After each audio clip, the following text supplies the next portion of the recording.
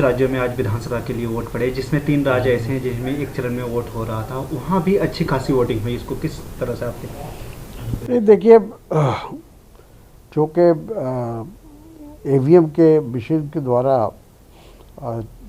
Voting हो रही है तो उसमें समय कम लगता है, और इसलिए इधर जितने भी चुनाव हुए हैं उसमें लगभग 80% वोट आमतौर पर पड़े हैं, और मुझे लगता है कि इस चुनाव में भी 80% तो वोट पड़ना ही चाहिए। केंद्र सरकार ने कहा है कि आने वाले 4 हफ्ते भारत के लिए बहुत अहम है, क्योंकि कोरोना के मामले किस तरह जाता है इसको लेकर? नहीं, मामला तो बहुत गंभीर है। कोरोना का दोबारा जिस गति के साथ लौटा है वो बहुत ही चिंताजनक है, और सरकार को तमाम प्रिकॉशन लेना चाहिए।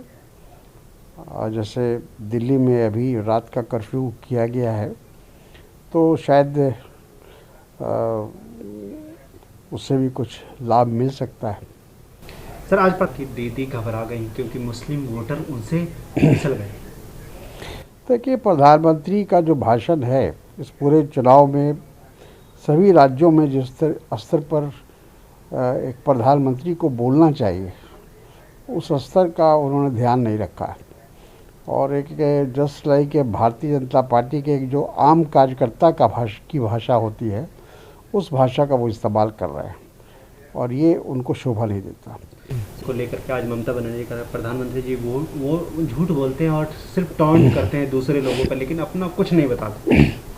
बिल्कुल सही कहा उन्होंने कि प्रधानमंत्री जी जिस प्रकार से जिस सफाई के साथ झूठ बोलते हैं, ये भारत की राजनीति में ऐसे कम लोग आपको मिलेंगे। सर, आज एसोसिएशन ने प्रधानमंत्री को पत्र लिखा कि 18 वर्ष से ऊपर के लोग हैं उनको कोरोना वैक्सीन दिया जाए। बिल्कुल, मैं समझता हूँ कि जिस तरह से कोरोना बढ़ रहा है अब एज फैक्टर कोई फैक्टर नहीं रह गया है, और 18 साल से ऊपर सभी लोगों को वैक्सीन मुहैया किया जाना चाहिए।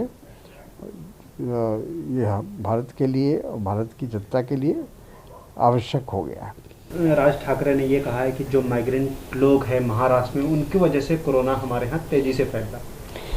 ये उनकी अपनी राय हो सकती है, लेकिन मुझे ऐसा नहीं लगता है, और मैं समझता हूँ कि अगर बम्बे में माइग्रेंट लेबर की वजह से फैला है तो बाकी राज्यों में क्यों फैल रहा है।